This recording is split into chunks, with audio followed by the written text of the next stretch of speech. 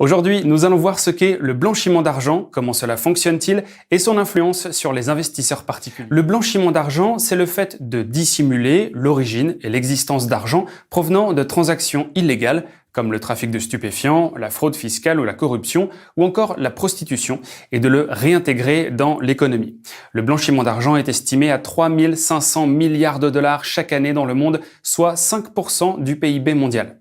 Prenons un exemple pour mieux comprendre comment cela fonctionne. Supposons que vous êtes le patron d'une société et que vous souhaitez payer un politicien 20 000 € afin qu'il ne fasse pas passer un texte de loi qui jouerait en votre défaveur.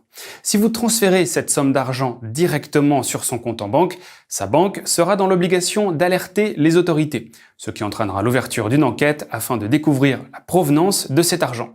La corruption étant illégale, ce n'est donc pas ce que vous souhaitez. Le politicien souhaite recevoir cet argent de manière légale afin de pouvoir acheter une nouvelle voiture. Donc vous ne pouvez pas le payer en espèces. Vous devez donc trouver un moyen de blanchir cet argent. Les blanchisseurs d'argent font preuve de beaucoup de créativité puisqu'il existe une infinité de possibilités afin de blanchir leur argent.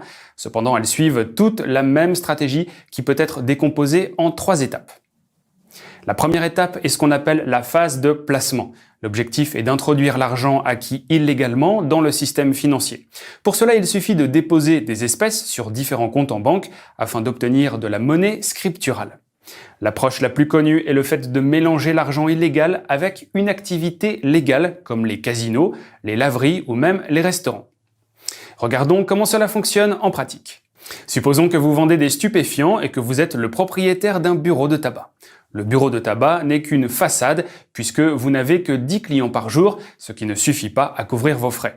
En revanche, votre chiffre d'affaires est de plusieurs dizaines de milliers d'euros par mois. Vous êtes donc en train de mélanger votre activité légale avec votre activité illégale. Si l'on regarde bien votre bilan, il semblerait que votre bureau de tabac est une entreprise qui fonctionne plutôt bien avec la majorité de votre clientèle qui paye en espèces. La deuxième phase du blanchiment d'argent est ce qu'on appelle la phase d'empilement. L'objectif est d'accumuler de nombreuses transactions afin de réduire la traçabilité de l'argent. Ces transactions sont réalisées entre différents comptes bancaires qui sont souvent situés dans différents pays. Pour ce faire, les blanchisseurs d'argent ont souvent recours à des personnes qui sont soumises au secret professionnel comme les avocats ou les notaires, mais aussi par des sociétés fictives qui sont souvent situées dans des endroits dits offshore, comme le Panama ou diverses petites îles appartenant au Royaume-Uni. Enfin, la troisième phase est ce qu'on appelle la phase d'intégration ou de recyclage. Son objectif est d'intégrer l'argent dans des secteurs variés sous forme d'investissement afin d'augmenter le potentiel de blanchiment d'argent. Par exemple, acheter d'autres bureaux de tabac, casinos ou restaurants. Maintenant, regardons comment le blanchiment d'argent peut affecter les investisseurs particuliers et plus particulièrement le prix des actifs qui peut être surévalué ou sous-évalué. Par exemple, il a été constaté que beaucoup d'argent a été investi dans les laboratoires pharmaceutiques et chimiques afin de créer des médicaments de manière illégale, ce qui entraîne une surévaluation potentielle du prix de ces laboratoires. Prenons un autre exemple pour illustrer une sous-évaluation d'un actif. Supposons que vous souhaitiez acheter une propriété pour 3 millions d'euros. Officiellement, vous offrez 1,5 million d'euros pour cette propriété et sous la table, vous en donnez 1,5 million en espèces au vendeur.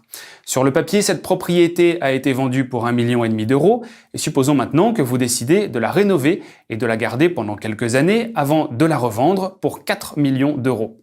Sur le papier, vous faites un bénéfice de 2,5 millions d'euros, donc vous allez payer des impôts sur ce montant, mais après avoir vendu la propriété, vous aurez les 4 millions d'euros sur votre compte bancaire.